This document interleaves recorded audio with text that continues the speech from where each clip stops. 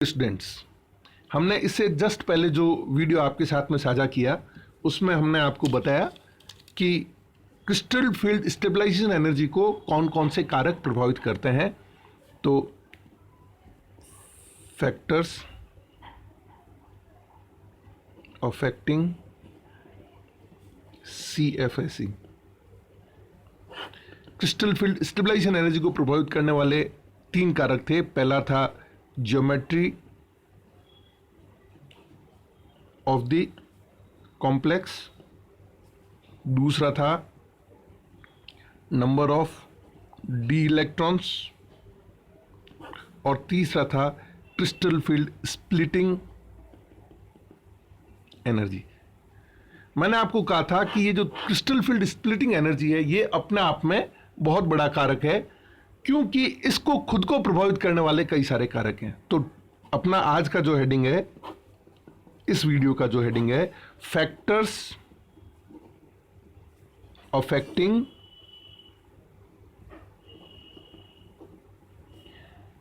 Crystal field splitting energy, that is delta. Hindi में कहेंगे crystal क्षेत्र विपाटन ऊर्जा,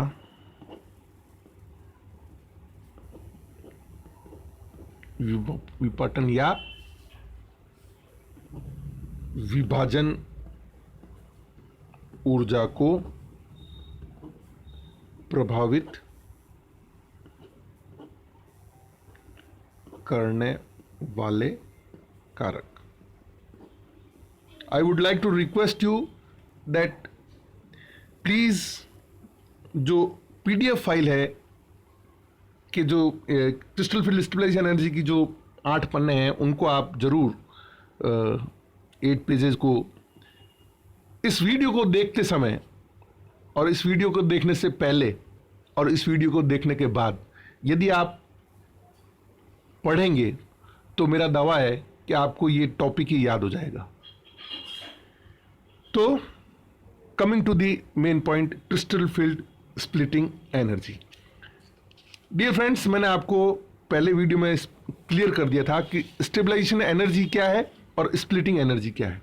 स्प्लिटिंग एनर्जी तो ये थी, और स्टेबलाइजेशन एनर्जी जब इलेक्ट्रॉन भरे जाते हैं तो जो एनर्जी निकलेगी वो थी। मैं वापस उसमें नहीं जाता, सीधे सीधे अपन आ जाते हैं।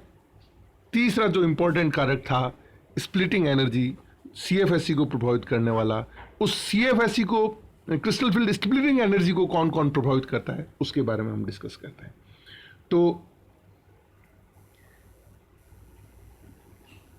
किसी कॉम्प्लेक्स के लिए CFSE का कैलकुलेशन, CFSE मतलब स्टेबलाइजेशन एनर्जी का कैलकुलेशन, उसके डी कक्षकों के क्रिस्टल क्षेत्र विभाजन ऊर्जा के मान के आधार पर किया जा सकता है। CFSE का परिकलन, calculation, crystal field stabilisation energy का परिकलन डी कक्षकों की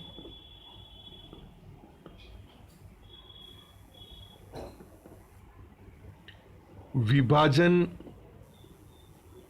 या विपाटन ऊर्जा के आधार पर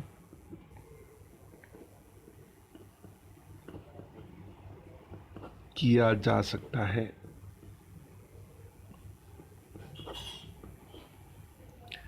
देखिए, किसका कैलकुलेशन करना है? स्टेबलाइजेशन एनर्जी का। और उसके लिए हेल्पफुल क्या है?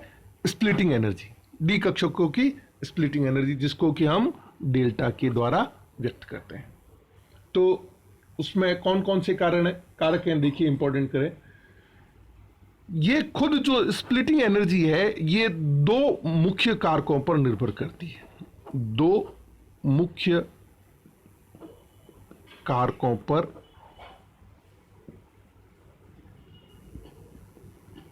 निर्भर करती है। कौन? Splitting energy.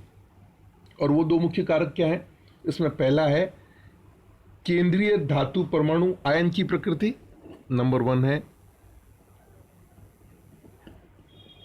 केंद्रीय धातु परमाणु अथवा आयन की प्रकृति, और दूसरा जिस पर स्प्लिटिंग एनर्जी डिपेंड करती है या अफेक्ट होती है वो है लिगैंड की प्रकृति।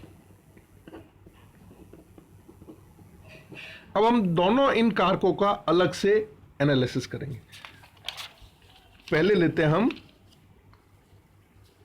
केंद्रीय धातु परमाणु या आयन की प्रकृति। ठीक है, और इस हेडिंग के तहत हम सब हेडिंग देखते हैं, कई सारे हैं। इसमें पहला पॉइंट, ए पॉइंट है कि यदि हम समान ज्यामिति एवं समान लिगैंड की बात करें तो केंद्रीय परमाणु की उच्च ऑक्सीकरण अवस्था में डेल्टा का मान अधिक होगा। क्या क्या क्या मतलब?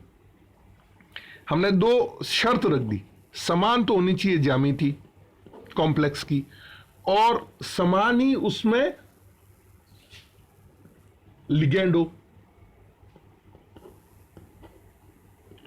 और तीसरी चीज समान ही उसमें सेम धातु परमाणु या आयन है, लेकिन फर्क क्या है? डिफरेंस इज ऑक्सीकरण अवस्था। लेकिन ऑक्सीकरण अवस्था भिन्न भिन्न हो तो उच्च ऑक्सीकरण अवस्था में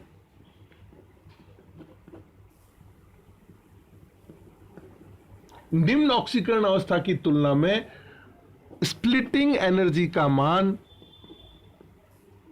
अधिक होगा। कैसे? एक एग्जांपल देखिए, सीरियल नंबर, ये आपके लो ऑक्सीडेशन स्टेट, ये हाई ऑक्सीडेशन स्टेट, ये है आपके FeH2O होल 6 2+, ये है आपके FeH2O होल 6। मेटल भी सेम है, लिगैंड भी सेम है, लेकिन ऑक्सीडेशन स्टेट, ऑक्सीडेशन नंबर और ऑक्सीडेशन स्टेट जो है वो यहां पर तो है +2, यहां पर है +3, और स्प्लिटिंग एनर्जी की जो वैल्यू है वो है यहां पर तो है आपके 13,700 centimetre inverse. Centimetre is the unit of measuring energy, and जो +2 की ऑक्सीडेशन स्टेट है उसमें जो एनर्जी रिलीज हो रही है वो तो है 10,400 सेंटीमीटर इनवर्स, और जो +3 यानी कि हायर ऑक्सीडेशन स्टेट में जो एनर्जी रिलीज हो रही है वो है 13,700 centimetre inverse. So simply by changing in oxidation, metal same, ligand same, oxidation state is here lower, here higher, so higher oxidation state will release more crystal field splitting energy. I repeat, crystal field splitting energy. ठीक है, और जब ये crystal field splitting energy ज्यादा होगी तो naturally crystal field stabilisation energy भी ज्यादा होगी। तो this is the metal atom और मेटल आयन का एक पॉइंट हुआ कि वो किस तरह से उसको इफेक्ट करता है, और इसका कारण सिंपल सा ये है कि जो +3 ऑक्सीडेशन स्टेट में मेटल होगा तो वो लिगेंड को ज्यादा ध्रुवित करेगा, लिगेंड को ज्यादा प्रभावी ढंग से उसको पोलराइज कर सकेगा और उनके बीच में इंटरेक्शन ज्यादा होगा। So this is the first factor which affect the crystal field splitting energy. अब हम बात करते हैं सेकंड पॉइंट की। This was point number A. Point number B, oxidation number भी सेम हो या ऑक्सीडेशन स्टेट भी सेम हो, ठीक है। और नंबर ऑफ डिफरेंस किस में हो, डिफरेंस हो number of electrons in D orbital, number of electrons in D orbital. तो very simple thing is more the number of electrons in d orbital, in the same d orbital,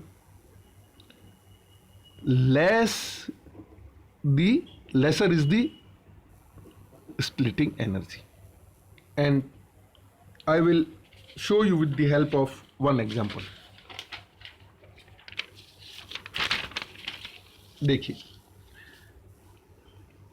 cobalt H2O whole 6, इसके ऊपर +2 charge है। निकल H2O whole 6, इसके ऊपर भी +2 charge है। सो oxidation state is same, oxidation state is same, oxidation ये भी +2, ये भी +2, ठीक है। फिर आप देखिए D electrons, number of D electrons, इसमें कितने, इसमें है 7 और निकल के कॉम्प्लेक्स में है 8। तो ज्यादा कहां हुए, यहां ज्यादा हुए, तो इसलिए ज्यादा होंगे तो लेसर स्प्लिटिंग एनर्जी रिलीज होगी। दिस इज 8500 सेंटीमीटर इनवर्स, ये डेल्टा ऑक्ट्राहेड्रल, इसकी जो क्रिस्टल फील्ड स्प्लिटिंग एनर्जी है वो है 9300 centimetre inverse. So in this way, more the number of electrons, laser will be the crystal field splitting energy. हमने metal atom और ion के nature पर 2 पॉइंट डिस्कस किए। पहला पॉइंट था हायर ऑक्सीडेशन स्टेट होगी तो ज्यादा crystal field splitting energy release होगी, और दूसरा पॉइंट हमने डिस्कस किया नंबर ऑफ इलेक्ट्रॉन्स, यदि डी में जिसमें ज्यादा होंगे उसमें कम एनर्जी स्प्लिटिंग एनर्जी निकलेगी। सो कंक्लूजन इज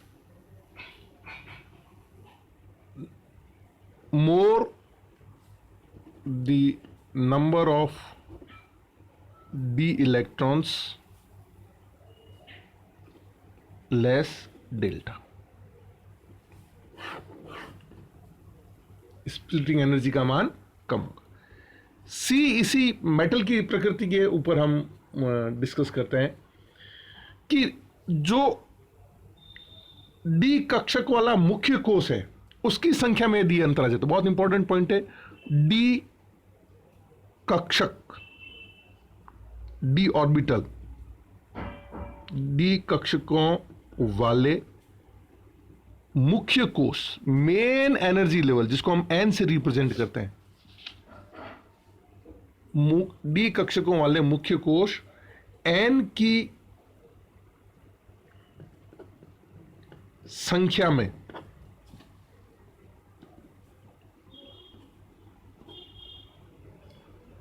अंतर,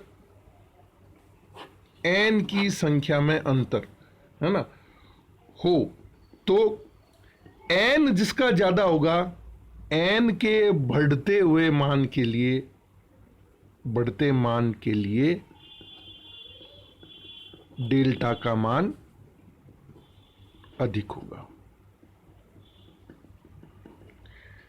ठीक है, एक एग्जांपल देखिए, बहुत इंटरेस्टिंग एग्जांपल है।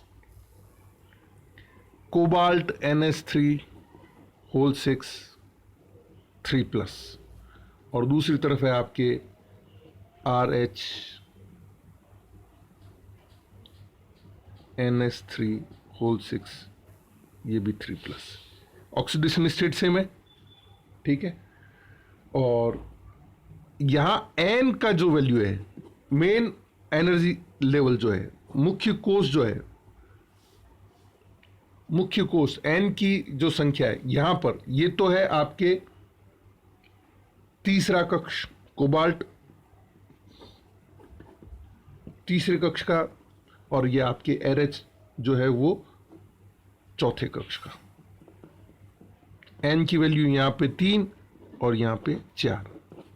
ठीक है, ऑक्सीडेशन इसकी भी +3, इसकी भी +3। तो डिफरेंस का आया N के मान में। तो देखिए आप एनर्जी में डिफरेंस कितना आ रहा है। इसमें जो डेल्टा स्प्लिटिंग एनर्जी का डिफरेंस है वो है आपके, जब तीसरे कक्ष का d ऑर्बिटल है तब तो है 23,000 सेंटीमीटर इनवर्स, और चौथे कक्ष का d यदि ऑर्बिटल है तो 34,000 सेंटीमीटर इनवर्स स्प्लिटिंग एनर्जी का मान आता है।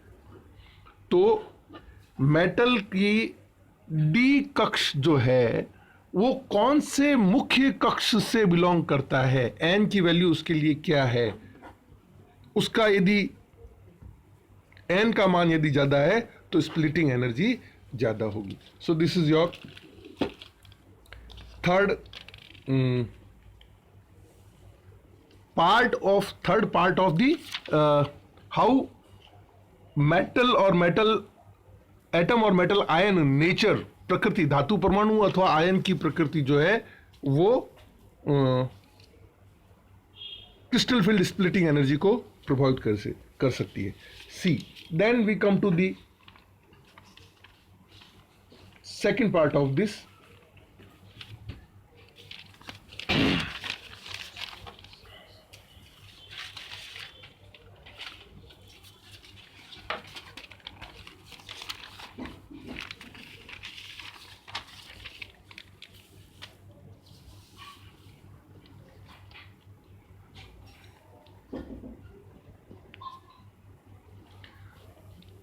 charge on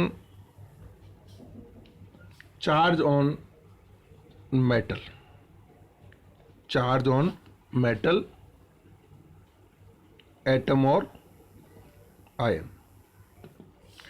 एक सिंपल सी टेबल है जिससे आपको समझ में आ जाएगा कि मेटल के ऊपर जो चार्ज है वो कैसे स्प्लिटिंग एनर्जी को प्रभावित करता है। देखिए, आयरन +2 बटा आयरन +3, और इनके स्प्लिटिंग एनर्जी के मान है, जब +2 है तब तो है 10,400 और जब +3 है तो है 13,700। ठीक है, आपको समझ में आ गया। +3 में 13,700 है।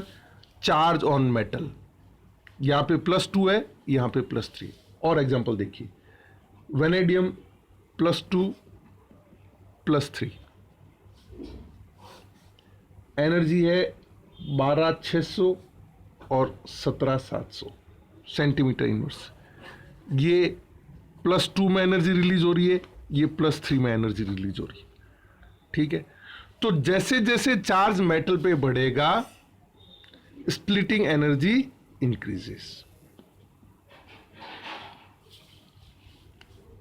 Delta increases as charge on metal increase. जैसे जैसे धातु परमाणु पर आवेश बढ़ेगा वैसे वैसे। एक और एग्जांपल देखिए, क्रोमियम +2 और क्रोमियम +3।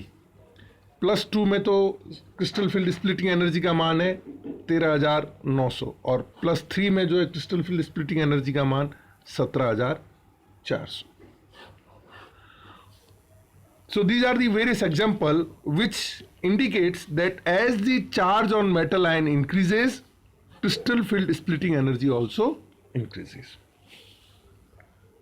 ठीक है, और एग्जांपल हम ले सकते हैं, जैसे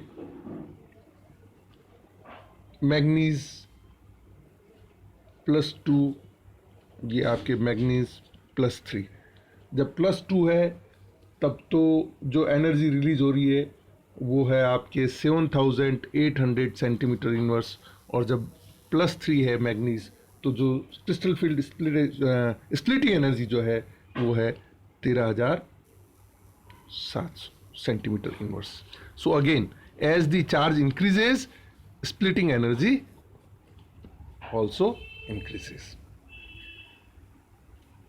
अब अपन आते हैं क्रिस्टल फील्ड स्प्लिटिंग एनर्जी को प्रभावित करने में जो तीसरा सबसे इंपॉर्टेंट कॉज है वो है आपके लिगेंड की नेचर ऑफ लिगेंड। लिगेंड की प्रकृति, है ना। क्या पढ़ रहे हैं हम, हमारा हेडिंग क्या है, डेल्टा को प्रभावित करने वाले कारक। डेल्टा को प्रभावित करने वाले कारक, factors affecting the crystal field splitting energy. And again ये अपना सब हेडिंग है। क्रिस्टल फील्ड स्प्लिटिंग एनर्जी जो है वो खुद crystal field stabilisation energy CFSE को प्रभावित करने वाले जो कारक हैं उसका एक मुख्य बिंदु है, ठीक है ना। तो इसका मान जितना ज्यादा होगा निश्चित रूप से क्रिस्टल फील्ड स्टेबलाइजेशन एनर्जी जो है वो भी उससे प्रभावित होगी। तो लिगेंड की प्रकृति कैसे स्प्लिटिंग एनर्जी को प्रभावित करती है, बहुत इंपॉर्टेंट चीज है। जो लिगेंड है ना, डी कक्षकों को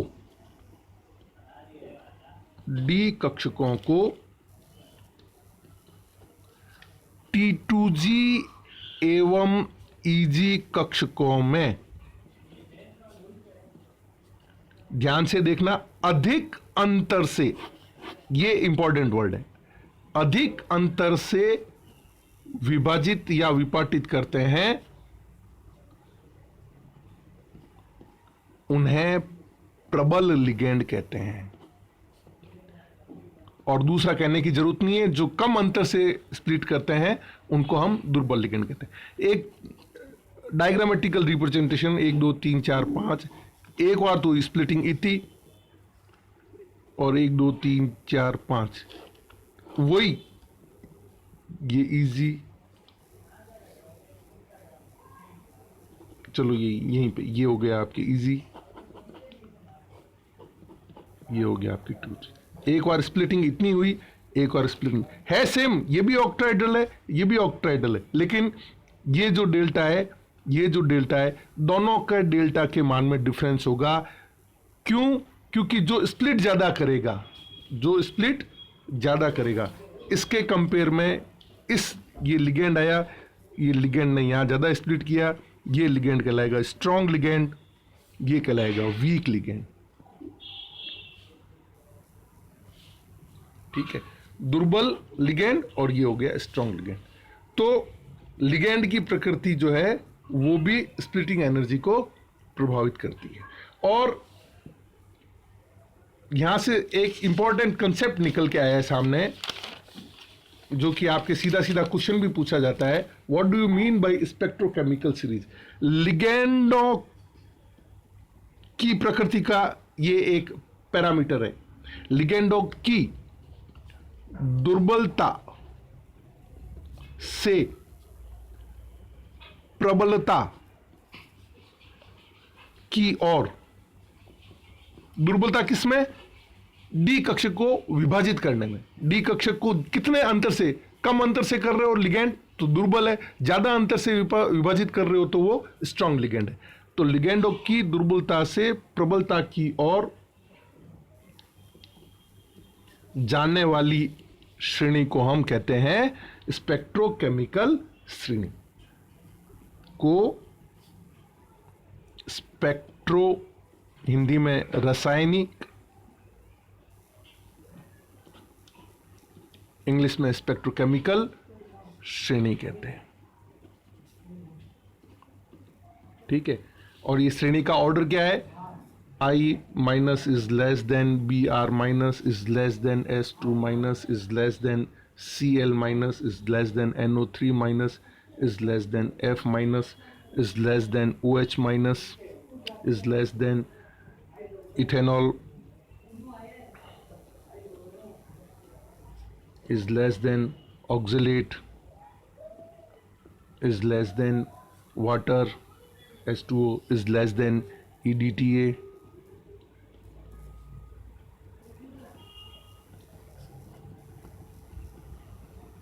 is less than NH3 which is almost equal to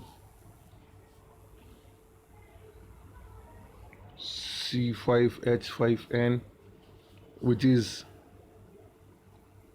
less than ethylene diamine which is less than dipyridine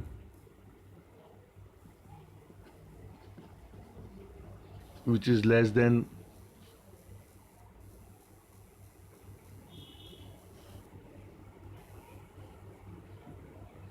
dipyridyl which is less than orthophenanthrin which is less than NO2 minus which is less than Cn minus and which is less than C. So CO is the strongest ligand and iodide ion is carbonyl is the strongest ligand and iodide is the weakest ligand. और इसी के साथ एक और चीज सामने उभर कर आती है कि जो अष्टफलकीय संकुल दुर्बल लिगेंडों के साथ बनते हैं वो दुर्बल क्षेत्र लिगेंड कहते हैं, उन्हें हम निम्न क्षेत्र संकुल कहते हैं. दो चीज और बनी, दुर्बल क्षेत्र या निम्न क्षेत्र संकुल. वो ऑक्टाहेड्रल कॉम्प्लेक्स जो कि वीक लिगेंड के साथ में हो,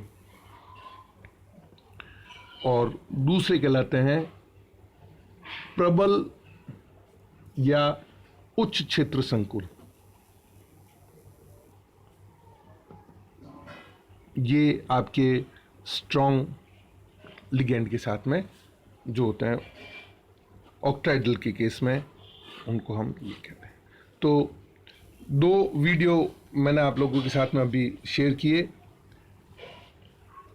पहला था क्रिस्टल फील्ड स्टेबलाइजेशन एनर्जी को प्रभावित करने वाले कारक, और क्रिस्टल फील्ड स्टेबलाइजेशन एनर्जी को प्रभावित करने वाले कारक में एक कारक क्रिस्टल फील्ड स्प्लिटिंग एनर्जी भी था.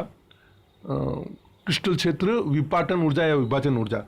तो विपाटन या विभाजन ऊर्जा अपने आप में एक बहुत इंपॉर्टेंट टॉपिक है, तो उसको प्रभावित करने वाले भी बहुत सारे कारक हैं. इसलिए मैंने क्रिस्टल फील्ड स्प्लिटिंग एनर्जी का आपको एक अलग वीडियो दिया और क्रिस्टल फील्ड स्टेबलाइजेशन एनर्जी को एक अलग वीडियो दिया. लेकिन इंपॉर्टेंट चीज ध्यान रखनी है कि क्रिस्टल फील्ड स्प्लिटिंग एनर्जी के जितने भी कारक हैं वो सारे के सारे कारक मर्ज हो जाएंगे, इंक्लूड किए जाएंगे किसमें? क्रिस्टल फील्ड स्टेबलाइजेशन एनर्जी में. Thank you.